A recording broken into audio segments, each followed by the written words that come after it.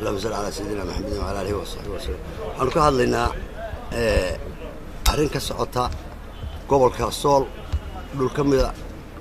degmada Xudun ilaa Orbogays ilaa Sarmaayo Godaalo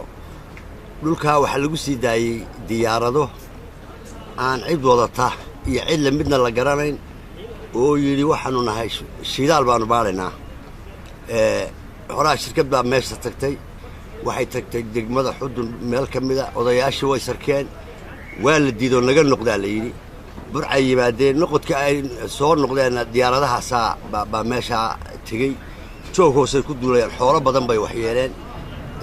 wasiirka macdanta iyo wasiirka madaxtooyada baa diray baa la leeyahay waayo haddaan dirin waa loo soo sheegay way arkaan waxbay ka qaban lahaayeen dhulkaas dhul dawladuna wax ka qabatay maaha waxa leeyahay diyaaradaha horta waxaanu baa u diranaa meel kasta cid kasta oo dareynaysa cid kasta oo gobolka Sool gobolka Sanaaga diyaaradaha dagaal baa meesha laga wadaa waxa leeyahay madaxweyne ka noqdo dagaalka meesha diyaaradaas waa diyaarada dagaal waa abaaja boobayaal baa ku rakiban dhulka way qodaan inay sunku aasayaan inay kheyraad ka qodanayaan la garan maayo waa boob waa diyaarada wax boobaya cid wax boobaysaana way wadataa waxa la yiri dawladda Norway baa shirkad leh dawladda Norway maxkamadaha caalamkaanu la tiigsanayna waxa la hadlaa dadkii gobolka u dhashay inay maxkamadeeyaan annana waxaanu maxkamadeynaynaa xukuumadda halkan wasiirka macdanta iyo wasiirka madaxtooyada oo arinta awal bay waa inta wasiirka cusub ee madaxtooyadu diyaaradahan yimaadeen waayo isaga diyaaradahan iyo waxaan ka shaqeyn jiray oo yiqiinay hore xukuumaddii hore iyo madaxtooyadii hore ma yaqoon waa wuxuu isagu la yimi waxaan leeyahay madaxweyne meesha ummadii hubkii bay qaadatay qalalaasa ka socda xoolo badan baa ku dhintay geela 100 baa la sheegayaa joog hoose ku duulayaano markuu diday jajabay ariga tira la sheegayaa meel walba caalamka warku way ku jiraan websadadu dhanbe ku jiraan tifiyada badan bay ka baxeen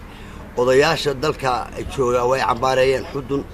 sudigaraada cambaareeyay meel walba waa laga hadlay waxaan leeyahay madaxweyne diyaaradaha ummadii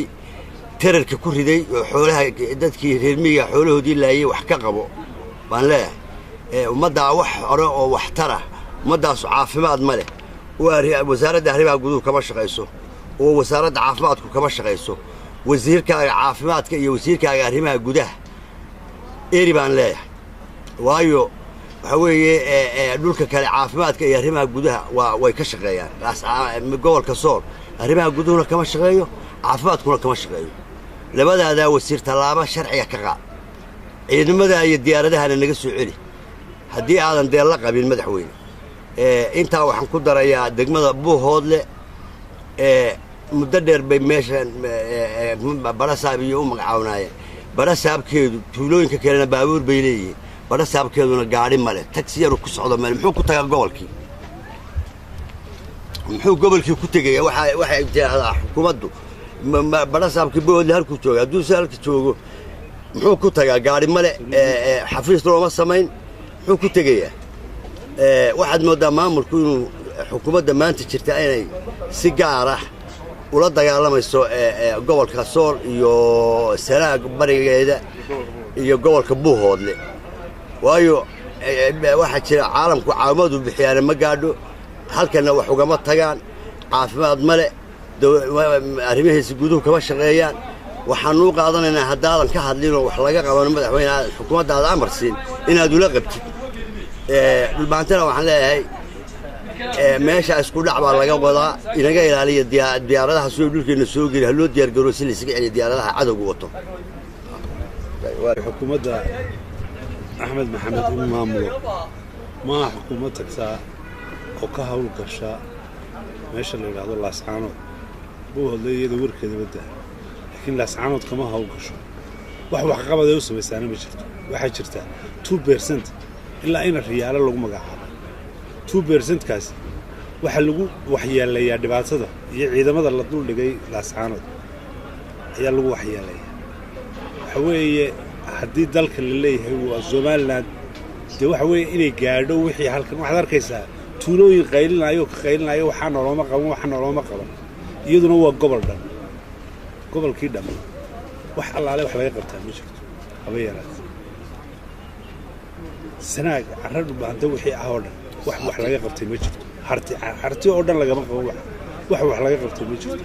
wax looga qaban waayna waxa weeye ahaynoona magacawnaadeen oo ku magacawnaadeen inaynu Soomaaliland wada nahay wixii dheefana haddii albaankiisa leeyahay iyay waxba ka arkin way haddii abaar ku dhacdo haddii wax kale ku dhacaan dhulkeedina waa taa imika hadeer loo diraayo diyaaradaha loo dirayna waa qaar deelqaafa dhulka waa la kala leeyahay reeraa la yahay bahanta weyn waanu iska celiya wixii cadow wax weeye ma ogin mana la socono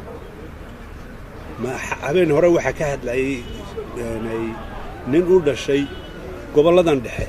u dhashay oo Suudaana ayaa lahaa taladii dib ha loogu soo celiyo oo aan wada tashi sameeyno oo dalka hal badbaadiyo dalka intii imika joogtay baa la leeyahay hal badbaadiyo intii anagu maba joognaba waa maqanahay waxa weeye dhibaatada waxa ridaya waxa weeye dalka hadii la doonayo in la mideeyo waxa weeye sidii loo mideyn lahaa oo ah si wanaagsan oo xaq iyo xuquuq in loo mideeyo way xuquuq badan ayaa kaga maqan halkan Laascaano imika haddana waxa loogu sii daray in yariintu halkan lacag ka qaato ka urursado inuu haddana diyaarado u diro oo yiraahdo macdamahooda iyo shiidaaladooda baara arigahooda iyo haddii la midkiisa leeyahay geelooda laaya waxa weeye ma dhici doonto arrinta waa laga dagaalamaya madaxweyne waxaan ku faray waxaanu ku amraynaa inaad arrinta dib ugu la noqoto haddii aad ugu la noqon weydiin natiijadeeda waa la heli